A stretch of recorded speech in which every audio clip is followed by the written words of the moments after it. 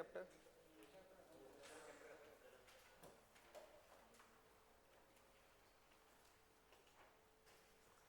Schrodinger wave equation, इसकी बात कर लेते हैं। क्वांटम नंबर तो हम सारा कर ही चुके हैं।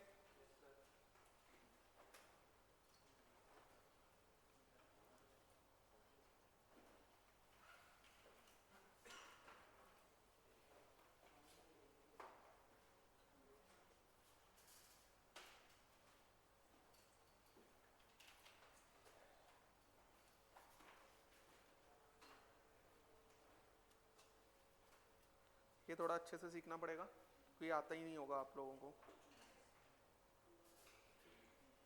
आता है?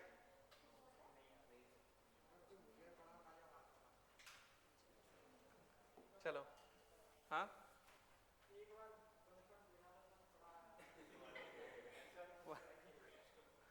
वन शॉट, हाँ सही है।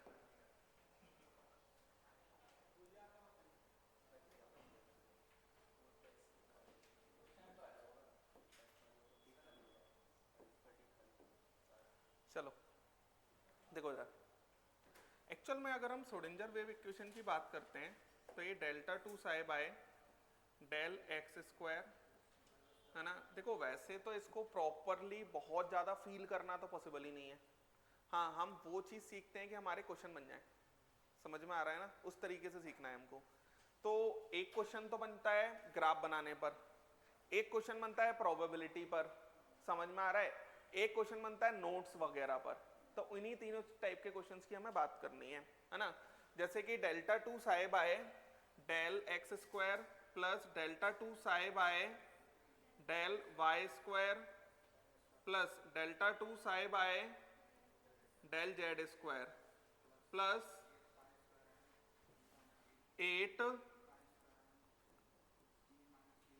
8 पाई स्क्वायर एम अपॉन में h square e minus U into में साई इक्वल टू 0। ये श्रोडिंगर वेव इक्वेशन है। इसको सॉल्व किया गया मेनली हाइड्रोजन एटम के लिए, और हाइड्रोजन एटम के लिए जब सॉल्व किया तो इसका जो जैसे करस्पॉन्डिंग इस ये पूरी इक्वेशन को सॉल्व करने में इलेक्ट्रॉन का कौन सा नेचर डोमिनेटिंग माना गया? Wave nature. वेव कौन सा नेचर डोमिनेटिंग माना? Wave nature. और वेव नेचर डोमिनेटिंग क्यों माना? Due to its negligible mass, electron का। बात समझ में आ रही है? और जो इसका वेव फंक्शन आता है वो क्या रिप्रेजेंट करता है? एक इलेक्ट्रॉन वेव रिप्रेजेंट करता है, और क्या रिप्रेजेंट करता है? Corresponding atomic orbital. ये बात समझ में आ रही है? क्या रिप्रेजेंट करेगा? Corresponding atomic orbital. लिखो ये, उसके बाद एक लाइन लिखो।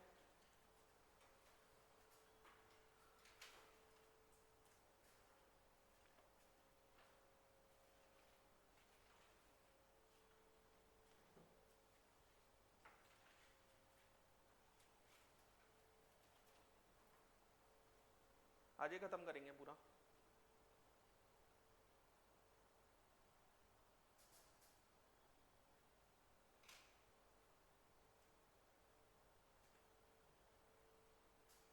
एक लाइन लिखो, since an atom has spherical symmetry, since an atom has spherical symmetry, has spherical symmetry, atom को स्फेरिकल तो शुरू से माना जा रहा है, so it is better to write और स्लैश करके लिख लेना solve Schrodinger equation in polar coordinates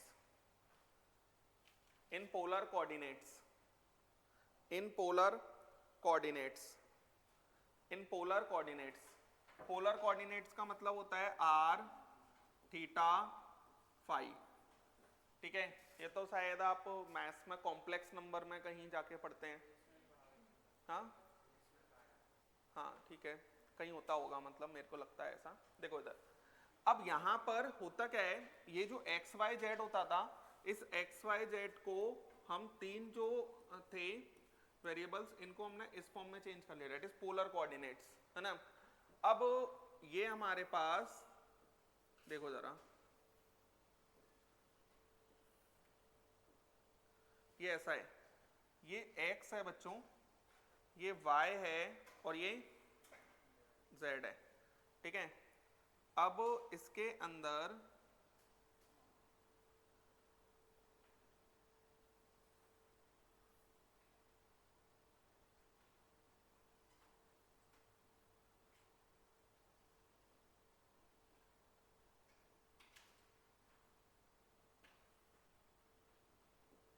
ऐसा कुछ, यहां पर मान लेते हैं इलेक्ट्रॉन है, ऐसी कुछ बात कर लेते हैं। वैसे भी कभी भी पता है इलेक्ट्रॉन ऐसा नहीं कहा जाएगा कि यहाँ पर इलेक्ट्रॉन पड़ा हुआ है, हमेशा इलेक्ट्रॉन की बात की जाती है प्रोबेबिलिटी के फॉर्म में, कि प्रोबेबिलिटी ऑफ फाइंडिंग इलेक्ट्रॉन। क्यों? क्योंकि according to Heisenberg exact position तो पता ही नहीं कर सकते। समझ में आ रहा है? तो यहां पर जैसे ये हो गया हमारे पास ऐसा कुछ, ये पोजीशन हो गई r, ये हमारा कोऑर्डिनेट डिफाइन कर दिया हमने r, थीटा और फाई। बच्चों ये हमारा z एक्सिस के साथ कितना बनाता है? थीटा। अब z एक्सिस के साथ अगर ये थीटा बनाएगा, एक्चुअल में ये हमारा यहाँ कहीं होगा, है ना। तो ये हो जाएगा हमारे पास r cos थीटा, ये हमारे पास क्या आ जाएगा?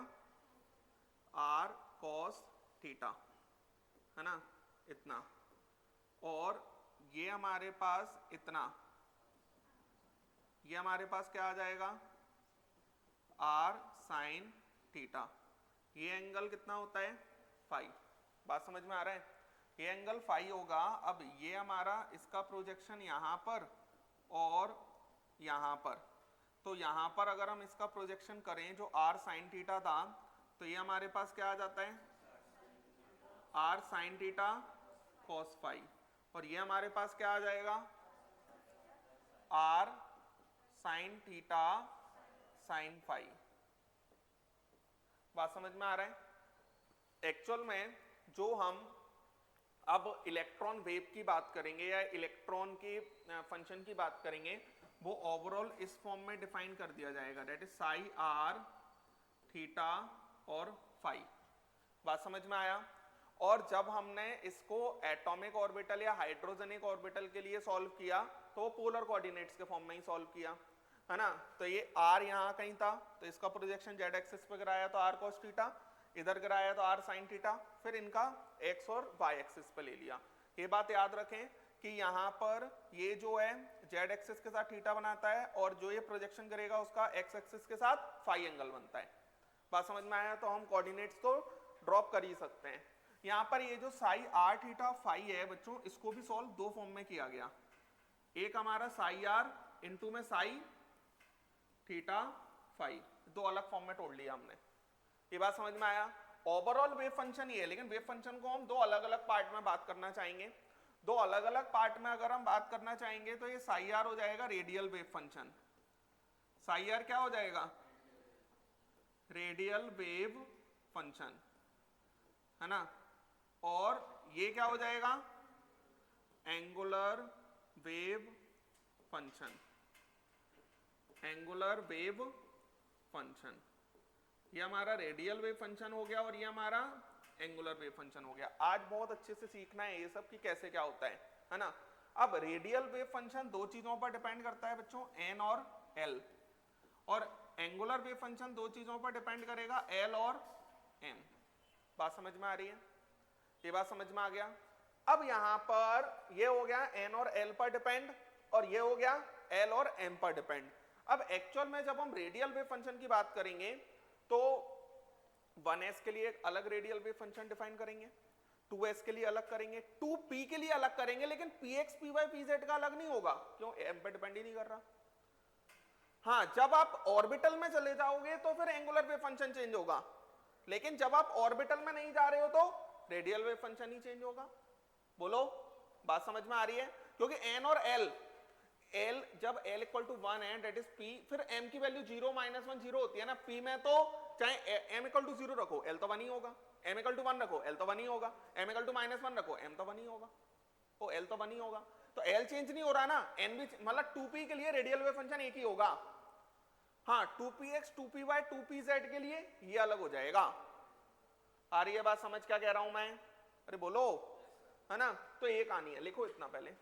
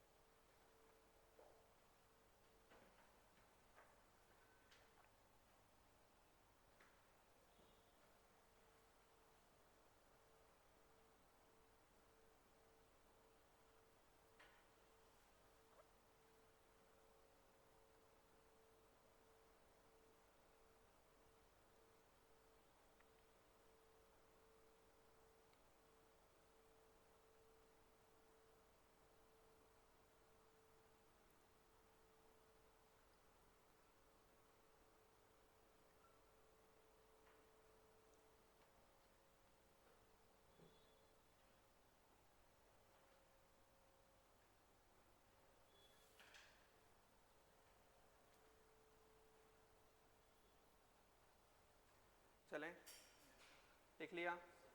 अब देखो जरा, फिर अब हम क्या करेंगे, हटा दूं ना ये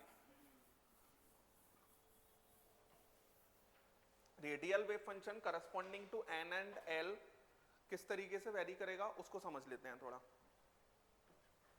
साई आर 1s के लिए अगर मुझे ओवरऑल वेव फंक्शन की बात करनी पड़ेगी तो रेडियल और एंगुलर दोनों को मल्टीप्लाई करके देखना पड़ेगा। अगर मैं अकेले रेडियल वेव फंक्शन की बात करूंगा तो साई आर से मतलब होगा हमारा, ये बात समझ में आ रहा है।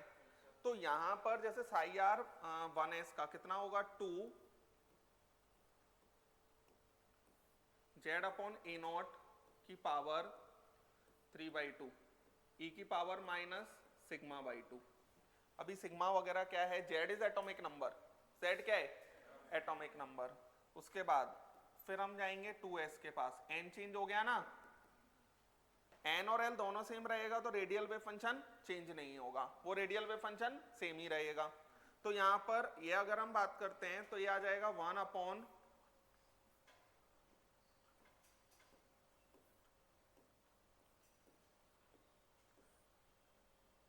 ये आ जाएगा जेड अपॉन ए नॉट की पावर 3/2, ये हमारे पास 2 माइनस सिग्मा और ये हमारे पास e की पावर माइनस सिग्मा बाई 2। ये हमारे पास साई आर ये क्या आएगा 2p।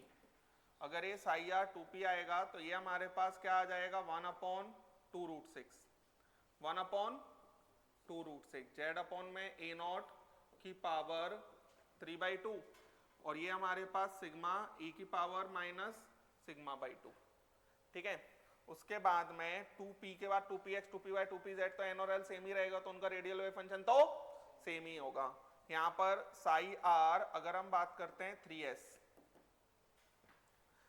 तो ये हमारे पास 1 upon 9√3 Z upon a not, आप 10 बार पढ़ोगे तो आपको भी याद सा हो जाएगा, है ना, ये आएगा। और ये हमारे पास आता है 6 minus 6 sigma plus sigma square e की power minus sigma by 2 psi r 3p।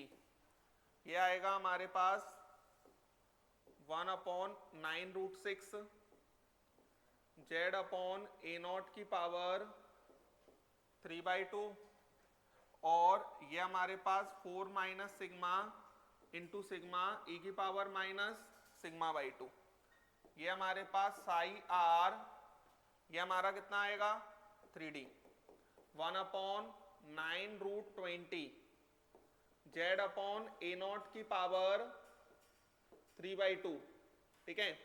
और ये हमारे पास सॉरी ये आएगा सिग्मा स्क्वायर ई की power minus sigma by 2। Clear है? ये रेडियल वेव फंक्शंस हैं, याद करने पड़ेंगे, याद एग्जैक्ट नहीं करने पड़ेंगे, थोड़ा थोड़ा दिमाग में रहेगा तो बात बन जाएगी। अब यहां पर एक बात और समझो आप, जैसे मान लो मैं जनरल उससे पहले ये लिखता हूं, सिग्मा बराबर क्या होगा 2ZR अपॉन में NA0, ये सिग्मा होता है, समझ में आया। और A0 क्या है? A0 इज बोहर्स रेडियस, और बोहर्स रेडियस की अगर मैं बात करूंगा तो h² अपॉन कितना आता है 4π² m E², क्या होता है रेडियस का जस्ट ऊपर का जो वैल्यू होती है 0.529 से ऊपर जो h² upon 4π² m k E² होती है शायद, बस यही आता है ना k E², ये वैल्यू कितनी आती है 0.529 एंगस्ट्रॉम, ठीक है। अरे बोलो। अब यहां पर एक बात और समझो आप, जैसे ये जनरल फॉर्म लिखना चाहता हूं मैं रेडियल वेव फंक्शन का, जनरल फॉर्म अगर हम रेडियल वेव फंक्शन की बात करते हैं तो जनरल फॉर्म होता है साई आर बराबर, जनरल फॉर्म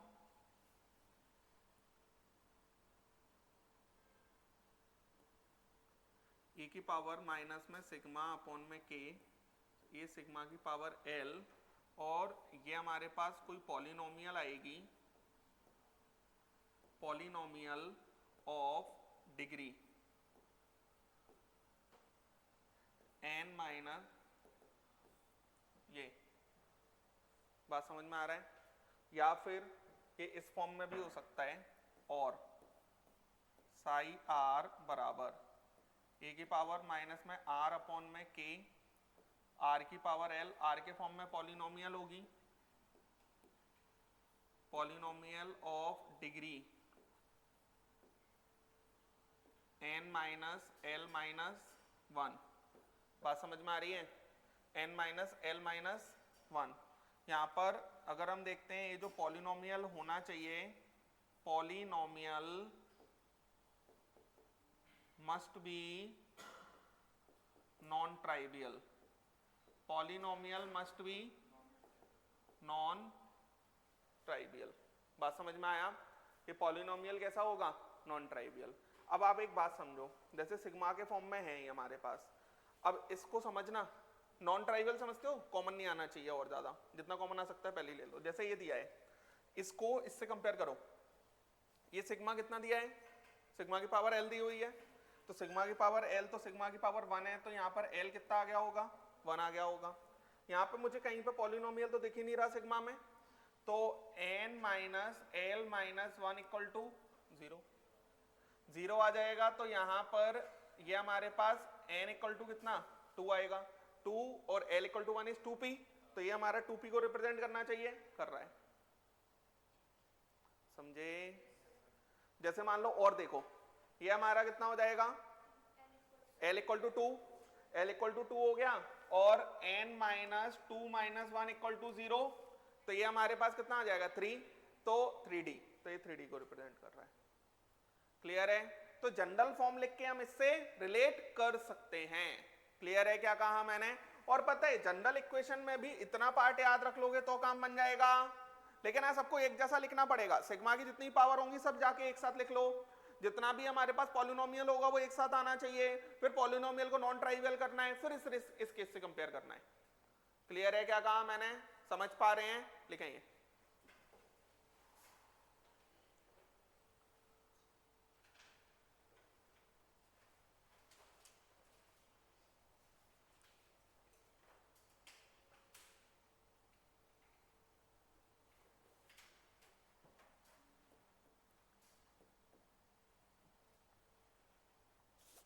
जल्दी से लिखें।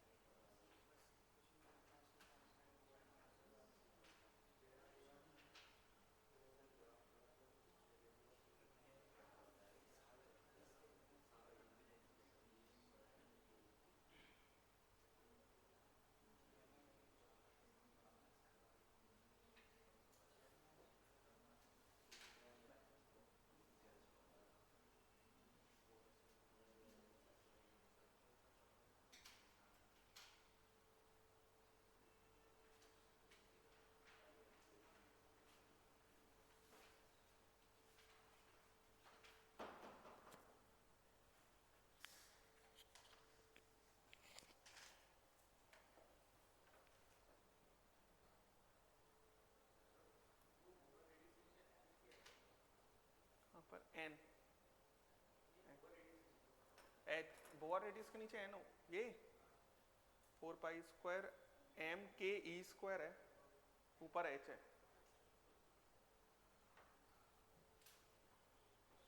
समझ पा रहे हैं ना? तो अगर साई आर दिया जाए तो हम एग्जैक्ट सबसेल प्रेडिक्ट कर सकते हैं। मैं वही बता रहा हूं आपको कि इसमें हम उतना सीखेंगे कि हमारे क्वेश्चन बन जाए। बात समझ में आ रहा है ना?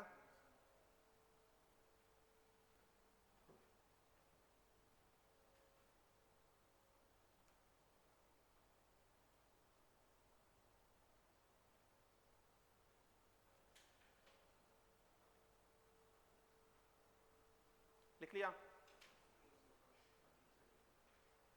अच्छा, ज्यादा लिखा हुआ है क्या? मेरे को लिखते लिखते पता थोड़ी चलता है।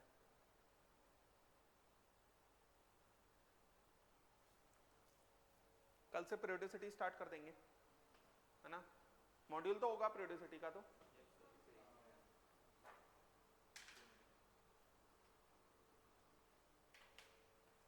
पीरियोडिसिटी में वो सब नहीं लिखेंगे हम, न्यूलैंड्स और वो ऑक्टेव वो सब, है ना? डायरेक्ट हम मॉडर्न पीरियोडिक टेबल से स्टार्ट, मैं मतलब बता दूंगा वो थ्योरेटिकली, तो उसे हम कॉपी में नहीं लिखेंगे, है ना? वो अपन इधर ही से सीख लेंगे। बाकी फिर मॉडर्न पीरियोडिक टेबल से ही स्टार्ट करेंगे पूरा लिखना, क्योंकि वो टाइम वेस्ट है। क्वेश्चन तो वहां से आ सकता है ना? लेकिन वो मॉड्यूल से भी पढ़ा जा सकता है।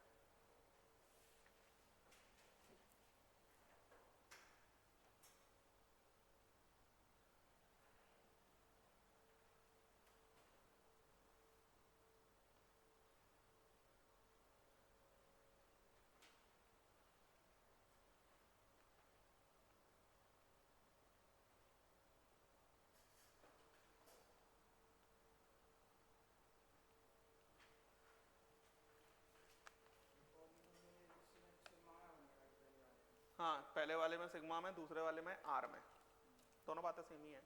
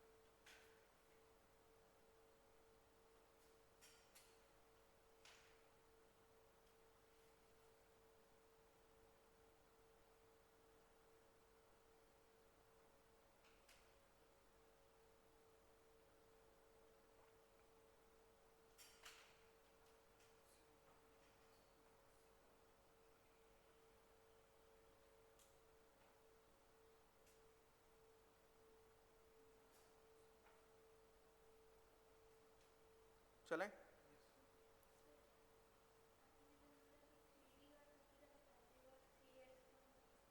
थ्री एस का देख लो। हाँ बिल्कुल कर देंगे। पहले तो सिग्मा तो दिख ही नहीं रहा मुझे बाहर, तो एल तो 0 हो गया, करूं? तो n माइनस एल माइनस 1 रखोगे तो n minus l minus 1 equal to 2 आएगा इसमें, क्योंकि पोलिनोमियल 2 का है ना इसमें, तो उसके अकॉर्डिंग फिर n इक्वल टू कितना आ जाएगा, 3 आ जाएगा। क्लियर? समझ गए? चलो आगे चले। नेक्स्ट देखो कुछ क्वेश्चंस भी कर लेते हैं। लिखो calculate n and l, calculate n and l for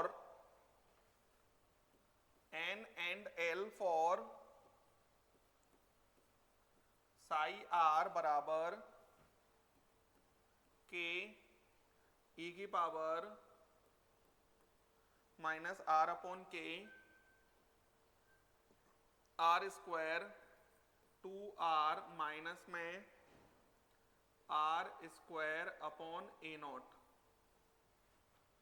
और सेकंड है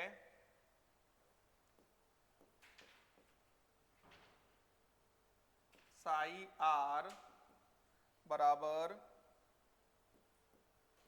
k e की पावर माइनस में r अपॉन k डैश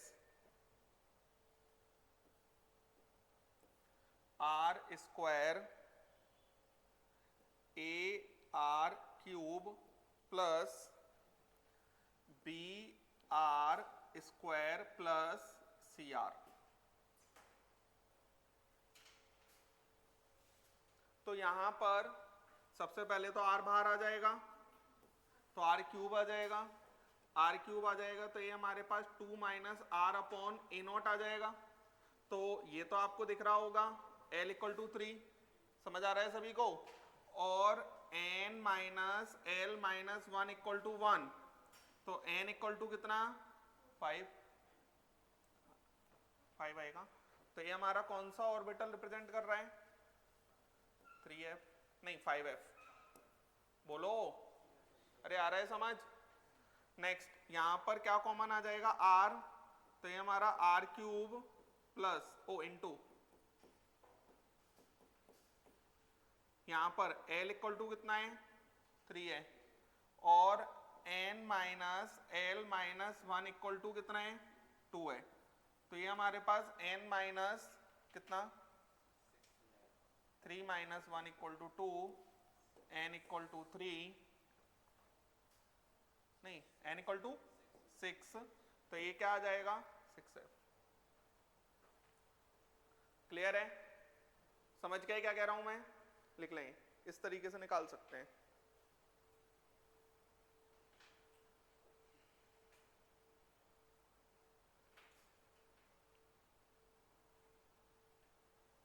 तो रेडियल वेव फंक्शन को इस तरीके से रिलेट किया जा सकता है। समझ गए ना क्या कहा?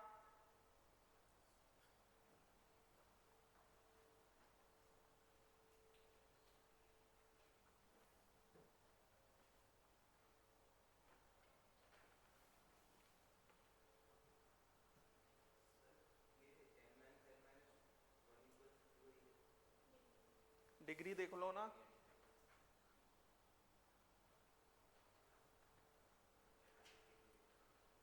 चलें, लिख लिया। नेक्स्ट लिखो एंगुलर वेव फंक्शन या एंगुलर पार्ट, एंगुलर पार्ट ऐसे लिख लो, angular part, angular part. Angular part mainly हम अगर बात करते हैं तो एंगुलर पार्ट कैसे लिखेंगे हम? एंगुलर पार्ट किस किस पे डिपेंड कर रहा है? एल और एम पे।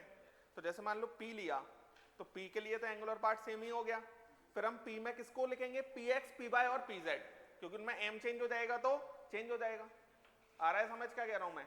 तो यहां पर जैसे मान लो साई थीटा फाई, और ये हमने लिखा s के लिए, ठीक है, तो ये हमारे पास आता है 1/4 पाई की पावर 1/2, ठीक है। अब उसने कहा कि भैया 2s के लिए ओवरऑल वेव फंक्शन क्या होगा, तो 2s के लिए साई आर लिख देंगे इंटू साई थीटा फाई लिख देंगे s का, तो वो पूरा ओवरऑल वेव फंक्शन निकल के आ जाएगा हमारे पास। अभी हमने टुकड़ों में 2 पार्ट में तोड़ लिया है पढ़ने के लिए, समझने के लिए। बात समझ में आ रहा है? अब इसमें एक इंपॉर्टेंट बात यह है, ये angular function, angular wave function है, लेकिन फिर भी independent of theta and phi है, independent of theta and phi. आ पा रहा है समझ? क्लियर है? उसके बाद में साई थीटा फाई, ये हमारे पास कितना है px, तो ये हमारे पास कितना है 3/4 पाई की पावर 1/2, ये हमारा कितना है साइन थीटा कॉस फाई, ठीक है। और psi theta phi P Y, ये हमारे पास कितना है 4 पाई की पावर, ये हमारे पास आ जाएगा साइन थीटा साइन फाई, और psi theta phi P Z 3/4 pi की पावर, लिखा होगा ये कॉस थीटा ना। इतना तो याद रखने की जरूरत है चार को, बाकी को याद रखने की जरूरत नहीं है। बाकी मैं लिख रहा हूं लेकिन आपको याद रखने की जरूरत है नहीं। वो किसके लिए? डी के लिए, क्योंकि डी तक क्वेश्चन पूछा भी नहीं जाएगा मुझे लगता है एंगुलर वेव फंक्शन के साथ। इतना ही याद रखना है। इसमें सबसे ज्यादा इंपॉर्टेंट ये है, सबसे ज्यादा इंपॉर्टेंट ये है कि जो एस का एंगुलर वेव फंक्शन होता है वो independent of theta and phi होता है। थोड़ा लॉजिकली भी समझ में आता है कि एस का wave function theta and phi से इंडिपेंडेंट क्यों? स्फेरिकल है ना। बात समझ में आ रहा है? कैसा है? स्फेरिकल, इसलिए वो हमारा independent of theta and phi आ जाता है। अब मैं यहां पर देखो, इधर जैसे साई थीटा फाई, ये मैंने मान लो लिख दिया डी जेड स्क्वायर, कितना? D Z square. तो डी जेड स्क्वायर का 5/16 पाई की पावर 1/2, और ये हमारे पास 3 cos स्क्वायर थीटा -1। याद रखने की कोई आवश्यकता नहीं है, याद रहेगा ही नहीं। बात समझ में आ रहा है? तो रखने की कोई आवश्यकता के से ज्यादा जरूरी है कि याद ही नहीं रहना, है ना। इतना काम बन सकता है, रेडियल याद रह सकता है, रेडियल याद रह सकता है। बात यह है जो मेरे को याद नहीं रह पा रहा हो आप कैसे याद रखोगे? बहुत सिंपल है ना, डी का मेरे को याद नहीं रहता। क्लियर है? देखो इधर, और जरूरत भी नहीं पड़ती। जैसे अभी हम जेई एडवांस के क्वेश्चन करेंगे तो उसमें मैं आपको बताऊंगा psi D X Y 5/4 pi की पावर 1/2, ये क्या आ जाएगा sine theta cos phi cos theta. एक बार मॉड्यूल में भी खोल लो, मॉड्यूल में होगा ये wave function.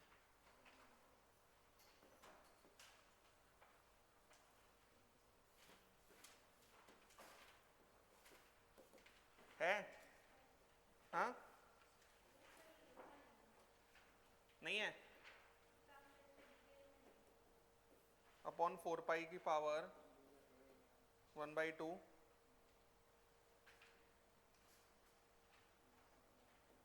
Sign theta cos theta sine phi.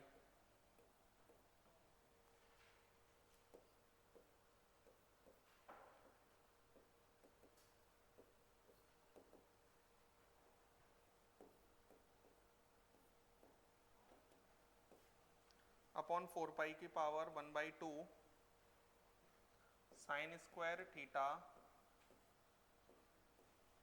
Cos 2 phi.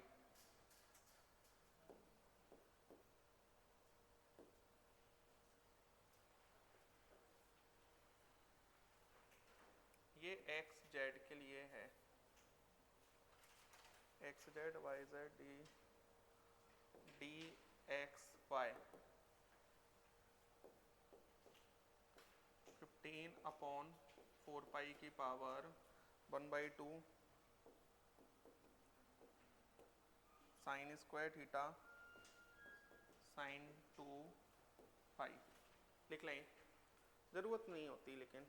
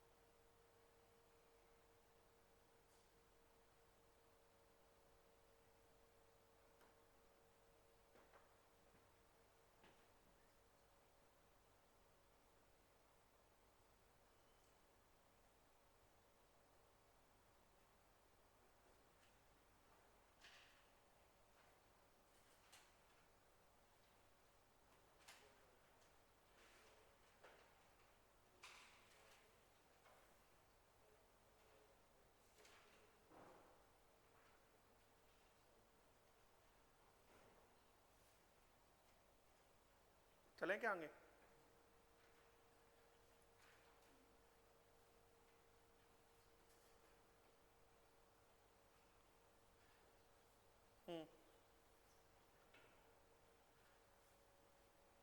D Z square का हमने क्या लिखा है?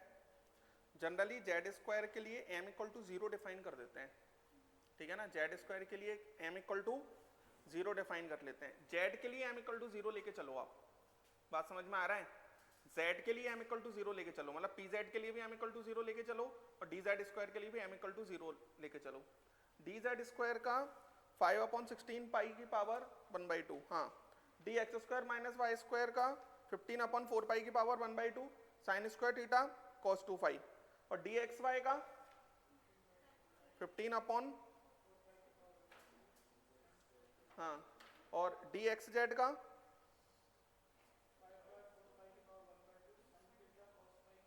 15/4 पाई है।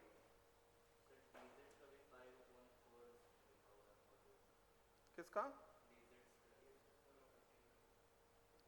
dz स्क्वायर का तो 5/16 पाई है। नहीं नहीं नहीं,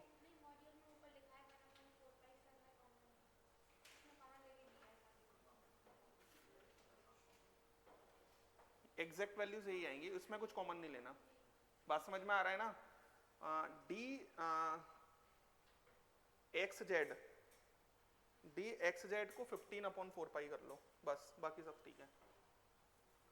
ठीक है ना, चले आगे। अब देखो जरा नेक्स्ट बात करते हैं हम। तो यहां पर इसका मतलब हमें ये समझ में आ गया कि ओवरऑल वेव फंक्शन हमारे पास आ गया, अब किसी का भी है ना, रेडियल वेव फंक्शन और एंगुलर वेव फंक्शन का मल्टीप्लाई कर देंगे तो साई थीटा फाई ओवरऑल निकल आएगा ना। जैसे मेरे से कहा कि भैया आप psi R theta phi 3s का बताओ, तो 3s का साई आर लिखना आ गया हमें, और ये क्या आ गया थीटा फाई। ये बात समझ में आया। अगर हम ऑर्बिटल की डेफिनेशन की बात करते हैं तो ऑर्बिटल का डेफिनेशन क्या होता है, एक ऐसा स्पेस जहां पर probability of finding an electron is maximum, यही होता है। बात समझ में आ रहा है। चलो एक क्वेश्चन करते हैं, एक क्वेश्चन लिखो, क्वेश्चन करके लिखना 2px and 2py, 2px and 2py and 2py have 2px and 2py have same psi r,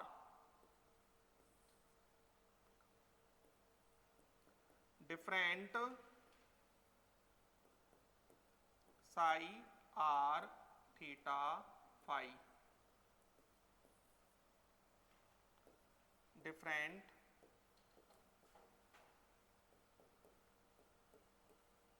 theta phi, और डी क्या है, डिफरेंट साई आर। बताएं जरा, हाँ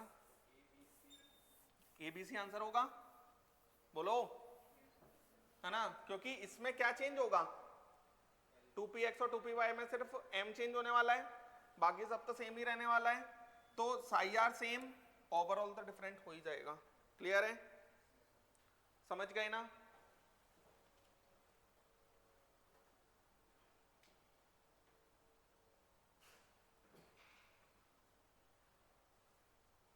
next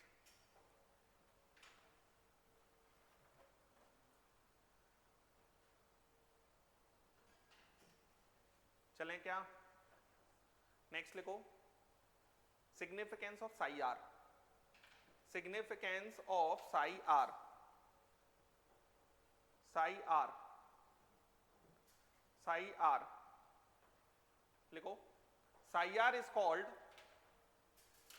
Sai r is called radial wave function, psi r is called radial wave function,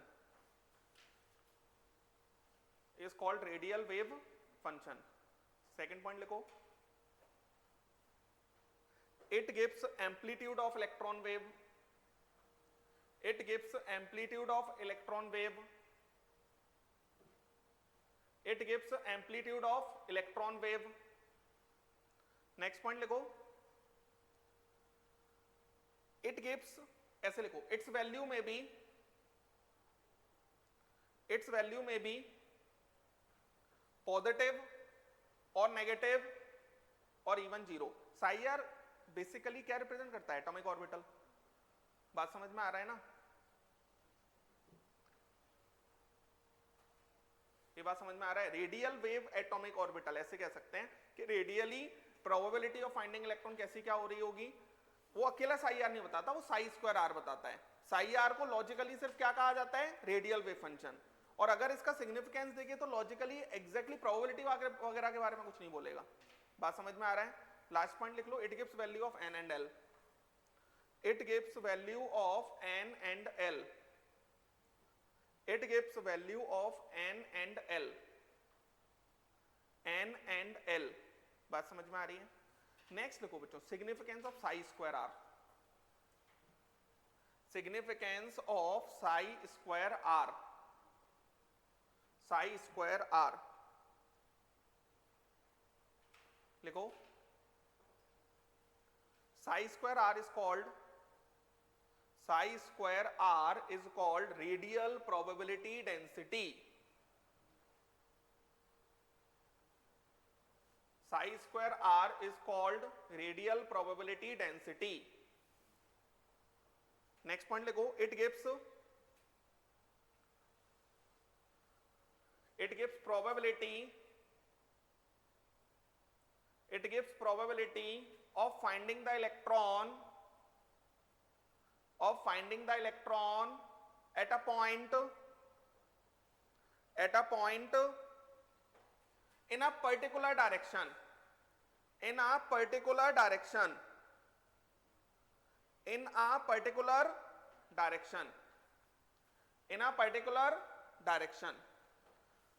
तो ये क्या बताएगा, किसी भी एक पॉइंट पर प्रोबेबिलिटी डेंसिटी कितना है।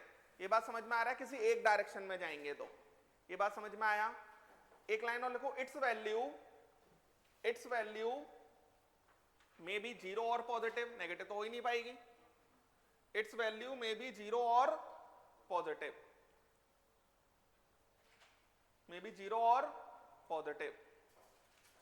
Next point, at node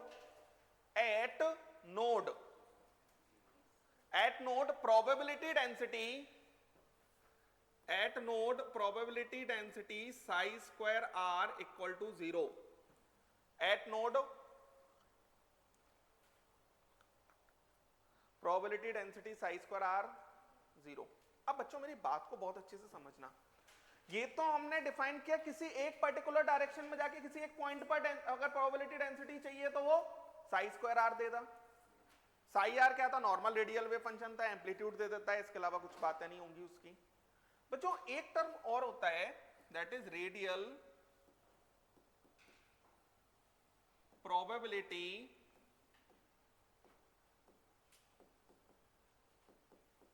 distribution function. Radial probability distribution function, इसको हम ऐसे लिख सकते हैं, RPDF। समझ में आ रहा है? इसके लिए, इसको डिफाइन करने के लिए पहले एक बात समझो। एक हमने स्पेयर ले लिया r डिस्टेंस पर, है ना, और इसकी थिकनेस है dr।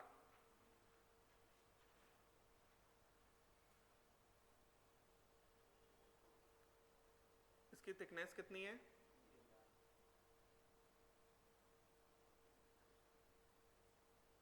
ये कितना है?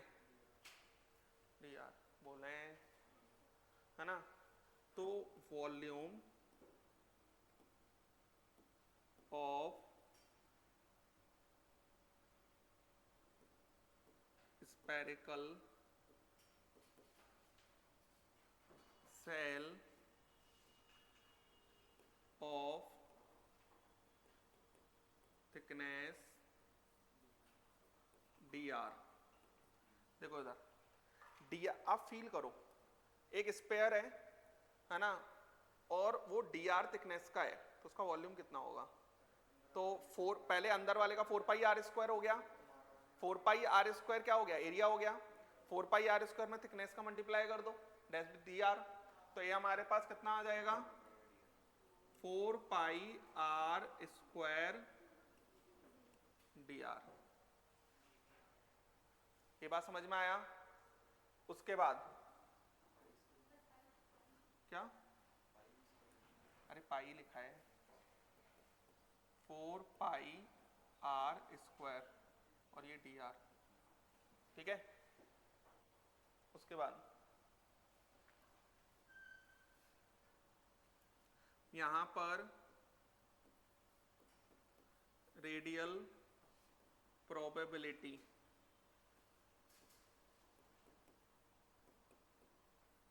इन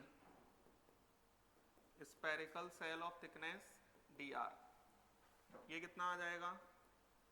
4 pi are square psi square r dr, यही आ जाएगा। ये बात समझ में आया?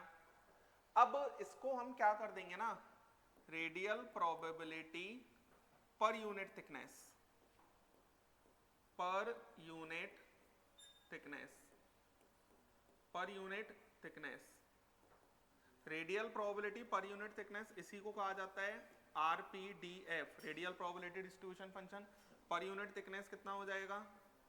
4 pi are square psi square r. ये बात समझ में आ रहा है? 4 pi are square psi square r. Actual में क्या है, साई स्क्वायर आर किसी एक पॉइंट की प्रोबेबिलिटी देता था, ये ओवरऑल एक स्पेयर की प्रोबेबिलिटी दे दी इसने। इसने क्या बता रहा है, ये पता है क्या बताता है, tells us about radial probability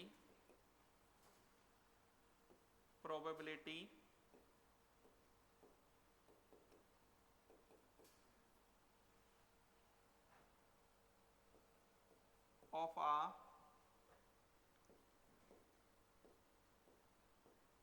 spherical surface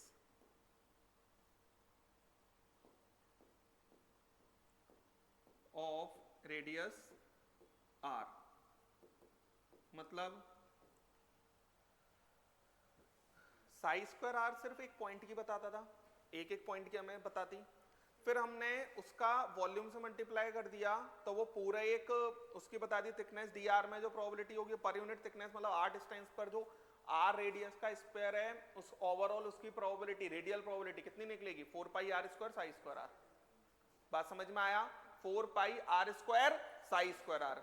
ये क्या बता रहा है, जो स्क्वायर है आर डिस्टेंस पर उसकी probability of finding an electron, radial probability. बात समझ में आ रहा है?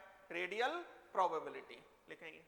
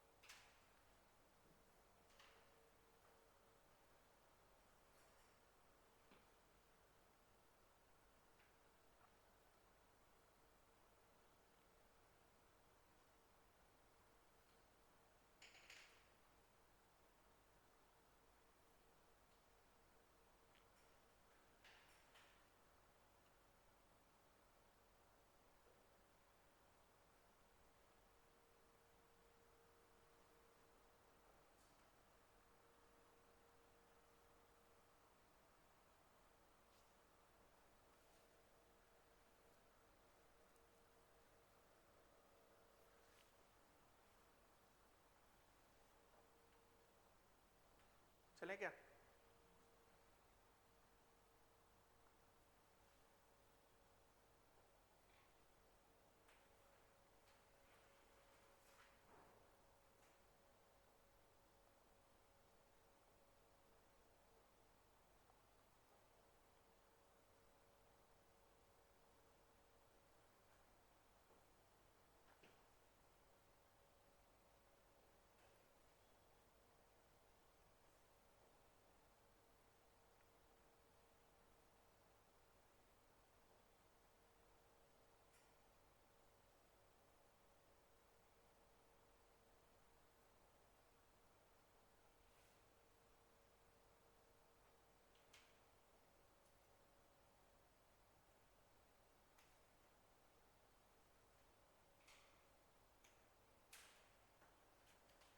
लिख लिया? अब समझते हैं हम। देखो इधर हटा दूं, ये हटा दूं, next.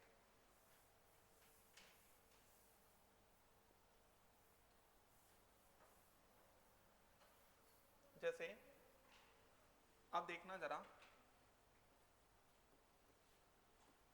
Study of 1s orbital, ठीक है, स्टडी ऑफ 1s ऑर्बिटल। तो 1s ऑर्बिटल के लिए मैं वही रेडियल वेव फंक्शन की बात करना चाह रहा हूं। तो रेडियल वेव फंक्शन की अगर मैं बात करता हूं, साई आर 1s कितना, 2z अपॉन की पावर 3/2 और e की पावर माइनस सिग्मा बाई 2, यही आया था, है ना, यही आया था हमारा। अब इसके अंदर आप सबसे पहले तो रेडियल नोड निकाल के रख लो, रेडियल नोड। तो रेडियल नोड अगर आप निकाल के रखोगे तो रेडियल नोड के लिए वैसे हमें पता है कितने होते हैं, l-1, तो n है 1, l है 0 और ये 1, तो ये कितने आ जाएंगे 0। और अगर आप साई स्क्वायर r को 0 रखोगे भी ना तो एग्जैक्ट कोई वैल्यू आएगी ही नहीं। ये बात समझ में आ रहा है, यहाँ से हमें ये भी पता चल जाएगा। अब आपको क्या करना है कि 3 ग्राफ बनाने हैं। देखो इधर 3 ग्राफ किसके, साई r वर्सेस r, ठीक है। दूसरा ग्राफ किसका बनाया जाएगा, Sai square r versus r। और एक ग्राफ किसका बनाया जाएगा, 4 पाई, अरे यार 4 पाई r square psi square r versus r।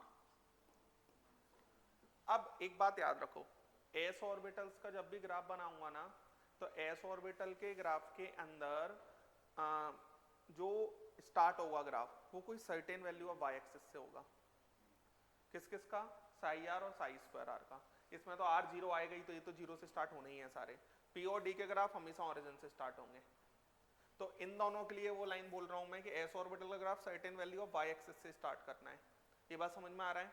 ये जो रेडियल नोड है, ये बाद में लिखना, ये जो रेडियल नोड है ये बता देता है कि कितनी जगह पर ग्राफ x एक्सिस को कट करेगा। बात समझ में आया। तो यहां पर पता है क्या आ रहा है, ये हमारे पास ग्राफ ऐसा कुछ आ जाएगा, ये ग्राफ ऐसा कुछ आ जाएगा, और ये ग्राफ कट नहीं करेगा लेकिन, क्योंकि रेडियल नोड 0 है। ओरिजिन को नहीं माना जाता कुछ भी, ओरिजिन को नहीं माना जाता कुछ भी। अगर हम यहां पर बात करते हैं तो ये हमारा क्या आया है, मैक्सिमम। आर मैक्स का मतलब ये है कि इस वाले, अगर इस जगह पर जो स्फेरिकल सेल बनाया होगा उसमें probability of finding the electron is maximum. ये वैल्यू निकाली भी जा सकती है। कैसे निकाली जा सकती है देखें जरा। P बराबर क्या है, 4 पाई r square psi square r। ये वैल्यू कितनी आ रही है, ये वैल्यू आ रही है हमारे पास, देखना 4 पाई r स्क्वायर, ये कितना आ जाएगा 4, और ये हमारे पास कितना आ जाएगा, जेड मान लेते हैं हाइड्रोजन एटम के लिए बना रहे हैं तो जेड तो 1 हो जाएगा। ये हमारे पास क्यूब, और ये हमारे पास कितना आ जाएगा, e की पावर माइनस सिग्मा। ये बात समझ में आया। ये हम जानते हैं अगर मुझे इस प्रोबेबिलिटी की मैक्सिमम वैल्यू चाहिए तो dp upon dr equal to 0। ये बात समझ में आया। क्योंकि यहां पर मैं डायरेक्ट अगर करूंगा यहां तो गड़बड़ है, ये तो कांस्टेंट है लेकिन ये कांस्टेंट नहीं है। इसको मैं ऐसे लिखूंगा e की पावर माइनस सिग्मा की जगह पर 2zr, z को 1 ले रहा हूं, इंटू r अपॉन में n तो हमें पता है n कितना है 1 है ना, 1s की बात हो रही है, तो 2zr अपॉन n a0, तो ये हो जाएगा a0। तो मेरे को जो डिफरेंशियल करना है वो mainly differential dp upon dr equal to 0। तो ये जो डिफरेंशियल करना है ये r स्क्वायर e की power minus 2r by a0 है ना। तो first function into differential of second function minus 2r upon a0, और ये 2 upon a0 plus second function into 2r बराबर 0। e की पावर तो 0 चला गया है ना, e की पावर 0 चला गया तो r स्क्वायर माइनस का 2 अपॉन प्लस 2r बराबर 0। तो ये हमारे पास 2 minus 2r upon a0 equal to 0। 2 भी चला गया तो r बराबर क्या आ रहा है a0। समझ गए हाइड्रोजन एटम के लिए। तो ये हमारा जो वैल्यू आया होगा ये a0 आया होगा।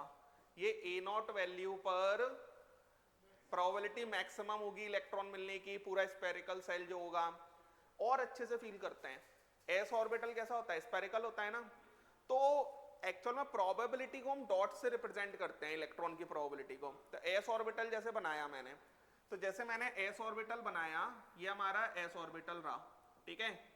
अब इस एस ऑर्बिटल को बनाने के बाद में मान लो मैंने एक लाइन खींच दिया, और इस लाइन पर मैं बात करना चाह रहा हूं किसी एक पॉइंट पर प्रोबेबिलिटी डेंसिटी की। एक लाइन क्यों खींचा मैंने? क्योंकि मैं एंगुलर वेव फंक्शन सेम रखना चाहता हूं। मैं एक पॉइंट ये ले लूं, ये ले लूं, ये ले लूं, तीनों में थीटा फाई तो सेम है ना, क्योंकि एक ही डायरेक्शन में जा रहे हैं, तो ओवरऑल वेव फंक्शन की बात हो जाएगी, तो ओवरऑल प्रोबेबिलिटी की भी बात हो सकती है। तो यहां पर ये 1 हो गया, ये 2 हो गया, ये 3 हो गया, 3 पॉइंट लिए मैंने।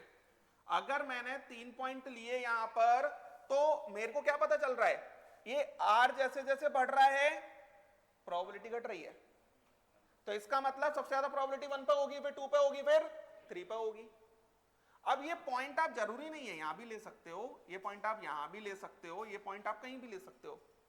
बात समझ में आ रहा है क्या कह रहा हूं मैं? समझ गए आप? तो इस तरीके से हम प्रोबेबिलिटी बताएंगे। इसमें कहीं पर भी probability drop down to zero नहीं हो रही है। क्यों? क्योंकि नोड ही नहीं है।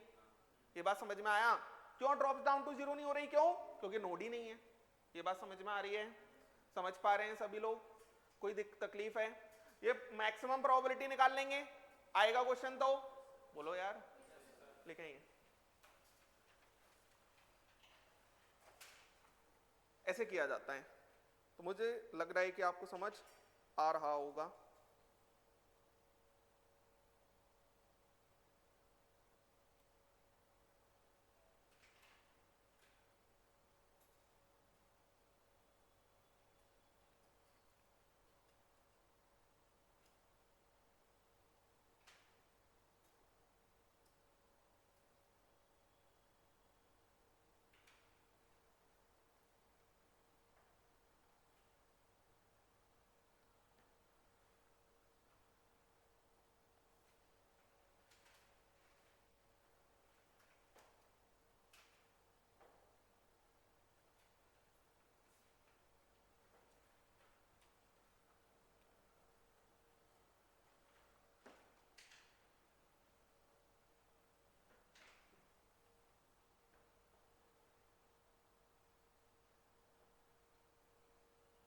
लिख लिया?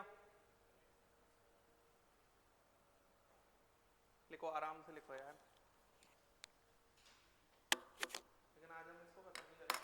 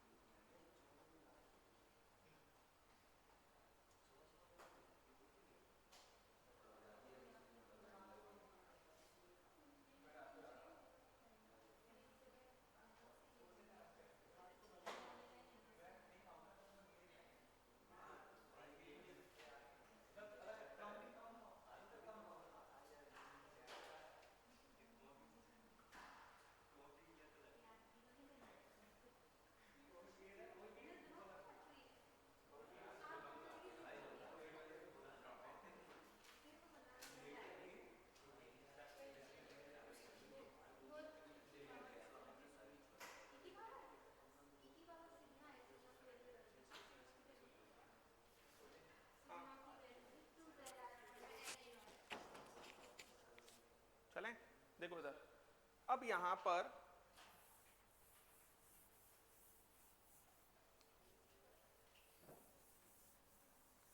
देखो जरा,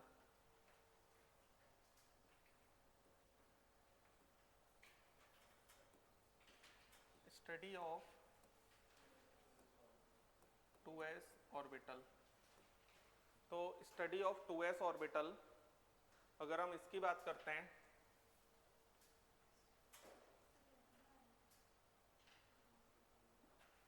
क्या लिखा था हमने, साई आर बराबर 1 अपॉन में 2√2 Z upon a not 2 minus sigma ना, ई की पावर माइनस सिग्मा बाई 2।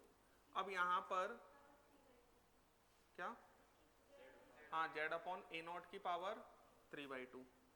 अब यहां पर अगर हम देखते हैं रेडियल नोड, तो रेडियल नोड कितना आ जाएगा, n माइनस एल माइनस 1। तो n माइनस एल माइनस 1 आएगा, तो ये हमारे पास 2 माइनस 0 माइनस 1, अब ये 1 आ जाएगा रेडियल नोड। अब रेडियल नोड अगर 1 आ गया, इसका मतलब यहां पर साई आर वर्सेस आर, उसके बाद psi square are versus r, और इसको हम P वर्सेस आर लिख सकते हैं, radial probability distribution function P versus r, या फिर 4 pi are square psi square are versus r. तो यहां पर अगर हम ग्राफ बनाएंगे तो ऐसा कुछ ग्राफ आ जाएगा। यहां पर अगर हम ग्राफ बनाएंगे तो इसमें देखो, ये हमारा ऐसे होके ऐसा हो जाएगा, ये बात समझ में आया। इसमें ये हाइट डिक्रीज होती जाती है और इसमें ये हाइट बढ़ती जाती है, ऐसा कुछ होता है। क्लियर है क्या कह रहा हूं मैं, इसमें ये हाइट डिक्रीज होती जाती है और इसमें ये हाइट बढ़ती जाती है। क्लियर है, समझ गए।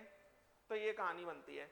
यहां पर एक बात सीखो आप, जैसे मान लो मैं एस ऑर्बिटल बनाता, बच्चों एक बात समझो आप, कि जैसे साई स्क्वायर आर को 0 करूं या साई आर को 0 करूं, दोनों से आर की वैल्यू तो सेम ही आएगी। क्यों सेम आएगी, क्योंकि आप इसमें स्क्वायर करके 0 कर दो, ये तो कभी 0 होगा नहीं। बात समझ में आ रहा है, यही वैल्यू 0 जानी है वो तो। यहां पर जैसे ये अगर मैं बनाता, ये बना दिया, ठीक है, ये अगर मैं बनाता तो इसके अंदर आर डिस्टेंस पर, ये हमारा आर डिस्टेंस पर 0 हो रहा है। तो आर डिस्टेंस पर अगर ये 0 हो रहा है तो मान लेते हैं वो, इसको ऐसे बनाओ, ऐसा कुछ बना दिया, ठीक है। अगर ये हम बना देते हैं तो आर डिस्टेंस मान लेते हैं कि यहां पर आया, तो ये जो वैल्यू पूरा हर पॉइंट पर यहां पर, ये हमारा क्या आ जाएगा, नोड। नोड मतलब 0 प्रोबेबिलिटी। और यहां पर भी बनाता तो वो भी यही नोड आता, तो यहां पर इलेक्ट्रॉन नहीं मिलेगा, मतलब इसके अंदर इलेक्ट्रॉन मिलेगा, इसके बाहर इलेक्ट्रॉन मिलेगा, लेकिन यहां पर इलेक्ट्रॉन नहीं मिलेगा। बात समझ में आ रहा है। और मैं ये वैल्यू भी निकाल सकता हूं कि ये वैल्यू कितनी आएगी। ये वैल्यू कैसे निकालूंगा मैं, psi square R equal to 0 कर दो। तो psi square R equal to 0, square हो गया, ये तो कुछ 0 होगा नहीं, तो ये हमारा 2 माइनस सिग्मा का स्क्वायर इक्वल टू कितना आ जाएगा, 0। तो ये हमारा 2 माइनस सिग्मा इक्वल टू 0 है ना, सिग्मा बराबर 2, और ये हमारा 2zr upon N A not बराबर 2। तो ये हमारा 2 इंटू जेड कितना, जेड हाइड्रोजन एटम मान लो 1 इंटू आर अपॉन में एन कितना है 2, ए नॉट बराबर 2।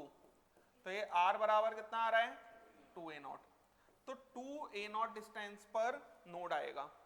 बच्चों जब हम प्रोबेबिलिटी डेंसिटी की बात कर रहे हैं ना, तो ये हर पॉइंट के लिए डिफाइन हो रही है। तो जब मैं इधर चला तो थीटा फाई सेम, इस पूरी लाइन पर चला तो थीटा फाई सेम, इस पूरी लाइन पर चला तो इसमें मैं ओवरऑल डेंसिटी की भी बात कर सकता हूं। लेकिन यहां पर तो पूरे कंप्लीट स्फीयर की बात होती है, पूरे कंप्लीट स्फीयर की बात होती है, तो यहां पर तो मुझे रेडियल प्रोबेबिलिटी डिस्ट्रीब्यूशन फंक्शन की बात करनी पड़ेगी। क्यों, क्योंकि थीटा फाई चेंज हो रहा होगा। यहां पर तो हम वो जब चलेंगे तो उस पॉइंट के लिए तो कैसा मान सकता हूं, सेम। अरे एक लाइन में चले तो उसके लिए कैसा मान सकते हैं, सेम। बात समझ में आया, लिख लें।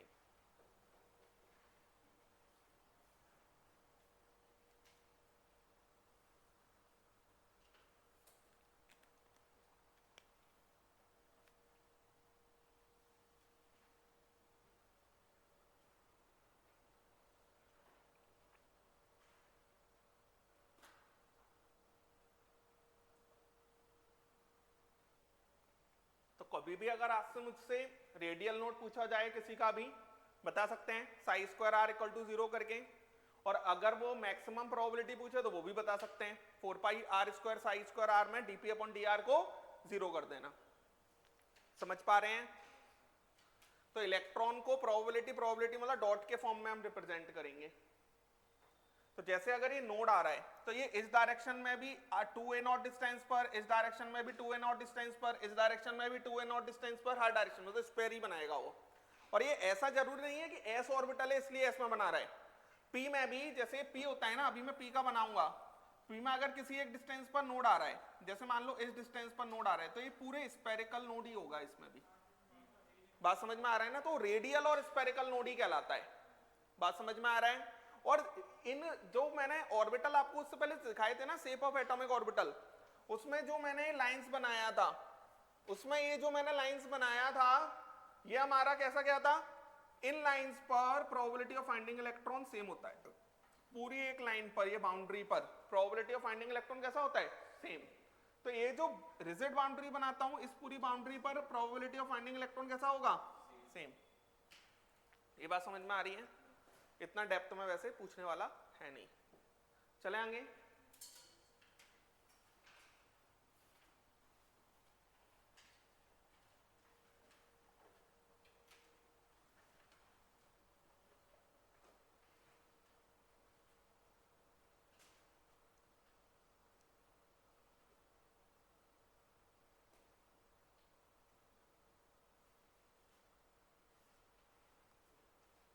लिखो एक line,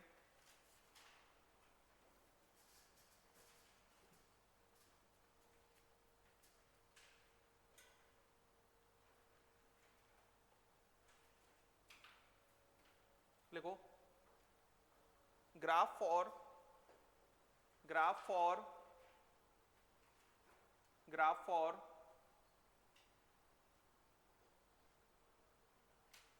psi r versus r, graph for psi r versus r, and psi square r versus r, for s orbital will start from certain value of y axis,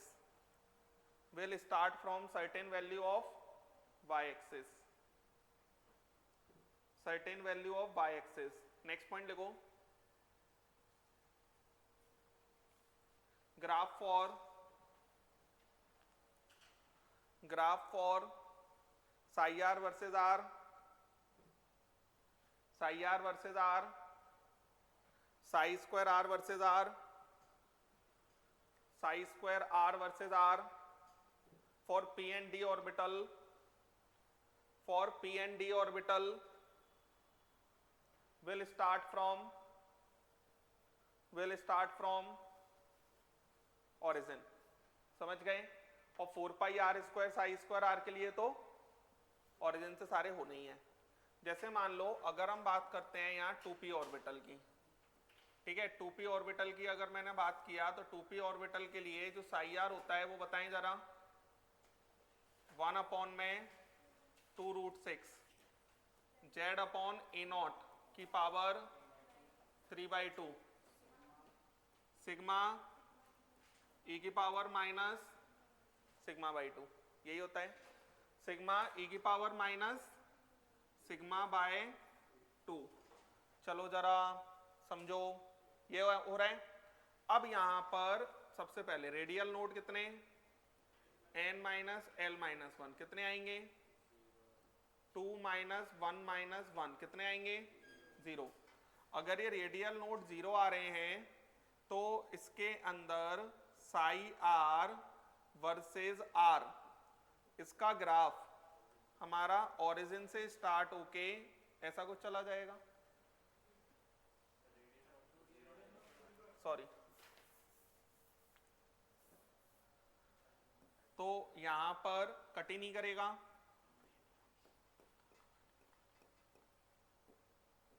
Sai r versus r ऐसा कुछ graph चला जाएगा, है ना। और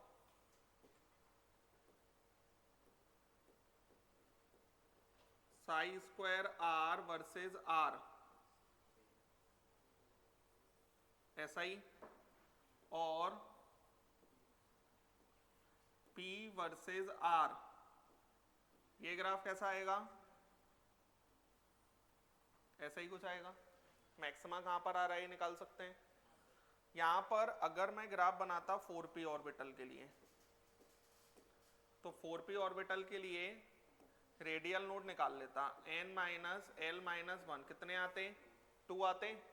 तो यहां पर अगर हम बात करते साई आर वर्सेस आर, इसका ग्राफ देखना, दो जगह कट करेगा, दो जगह कट करेगा, तो ये हमारा ऐसा ऐसा, क्लियर है। और अगर हम बात करते psi square are versus R, ये कैसा आएगा?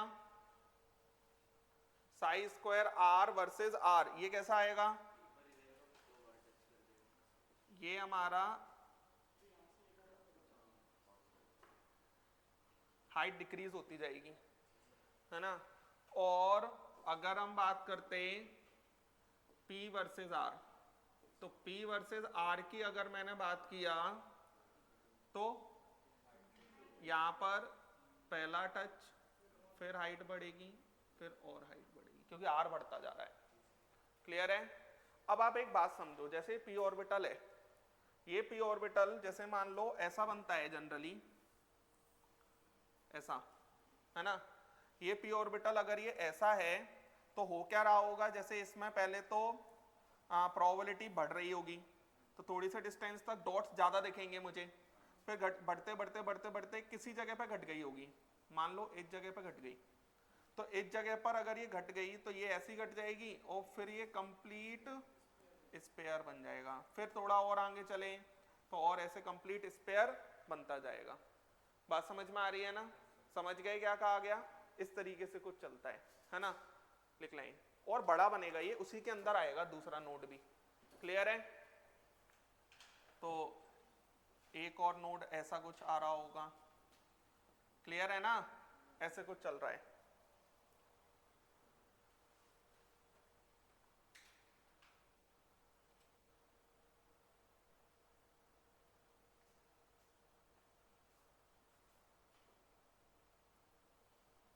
साई आर और psi square are versus R के ग्राफ में दिक्कत है।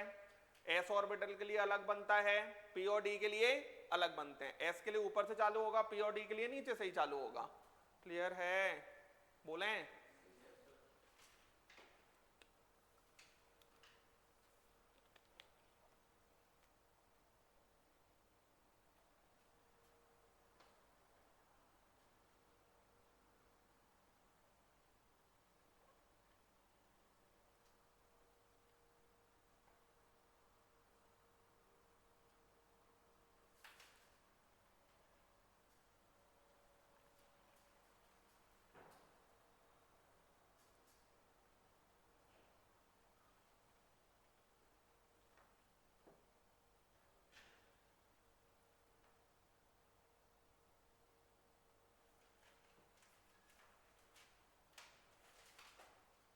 तो रेडियल नोड्स के निकाल के फिर ग्राफ बना सकते हैं।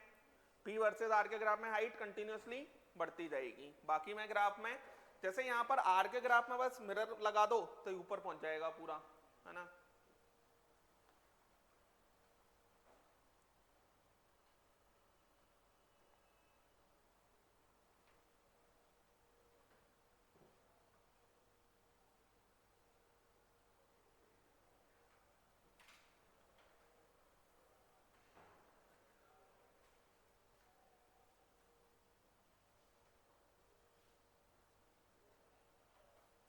चले आगे, लिख लिया?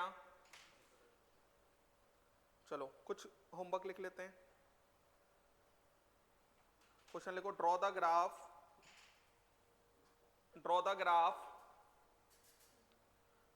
Graph for psi R versus are,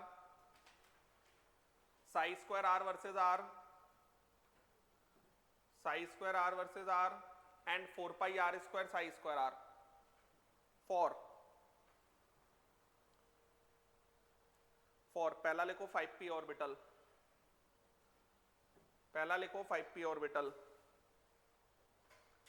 नहीं पहला 5s है, पहला 5s, दूसरा 6p, तीसरा 7d। बना लेंगे तीनों? अरे आप तो बनाना सीख ही गए हैं। n माइनस एल माइनस 1 निकाल लेना। ओरिजिन पे कुछ भी, ओरिजिन को कट नहीं माना जाता, ओरिजिन को नोड नहीं माना जाता। 7d 4 pi are square psi square R. अरे बना लोगे? एस के ग्राफ ऊपर से चालू करने हैं, बाकी ग्राफ ओरिजिन से, लेकिन ओरिजिन वाले को नोडल पॉइंट नहीं मानना है। क्वेश्चन लिखो, कैलकुलेट द डिस्टेंस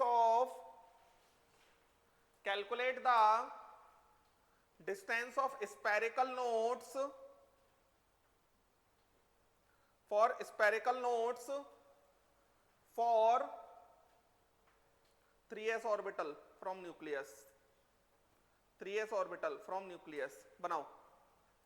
अब 3s ऑर्बिटल का रेडियल पता होना चाहिए, रेडियल और स्पेरिकल एक ही बात है। बनाओ।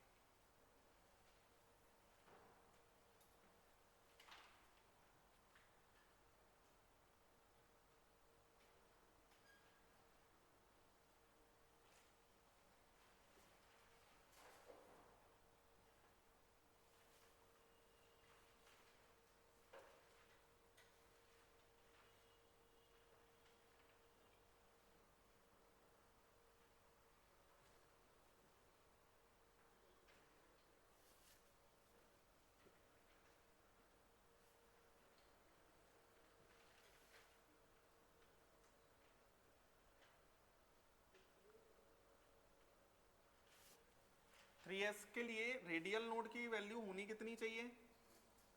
n माइनस एल माइनस 1 कितनी? 3 माइनस 0 माइनस 1 2। इसका मतलब दो वैल्यू निकलनी चाहिए। तो इसके लिए जो वैल्यू आ रही है 3s के लिए वो कितनी आ रही है? 1 upon 9√6 z upon a naught की पावर 3/2। कोई फर्क नहीं पड़ेगा। और कितना आ रहा है? प्लस ए की पावर माइनस सिग्मा/2। साई स्क्वायर आर जीरो करना है, साई स्क्वायर आर जीरो करना है, लेकिन उसमें ये स्क्वायर की जगह पे डायरेक्ट ही सोच लो। अरे समझ में आ रहा है? Sigma square minus 6 sigma plus 6 equal to 0। अब इसके रूट्स डायरेक्ट नहीं बन पाएंगे तो वो लगा देते हैं, सिग्मा बराबर माइनस बी प्लस माइनस, यही होगा ना? हाँ, B square minus 4ac upon 2। तो ये दो वैल्यूज आ रही हैं, सिग्मा की जगह पे 2zr upon N A not, तो 2 इंटू 1 इंटू आर अपॉन में 3a नॉट बराबर 6 प्लस माइनस √24 को कितना लिख सकते हैं? 2√6।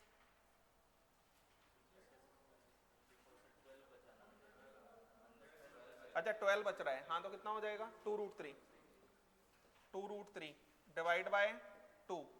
इसको अपन ऐसे लिख सकते हैं, r बराबर 3 प्लस √3, 3 इधर चला जाएगा तो ये कितना आ जाएगा? 9 प्लस माइनस 3√3 अपॉन में 2 ए नॉट। क्लियर है?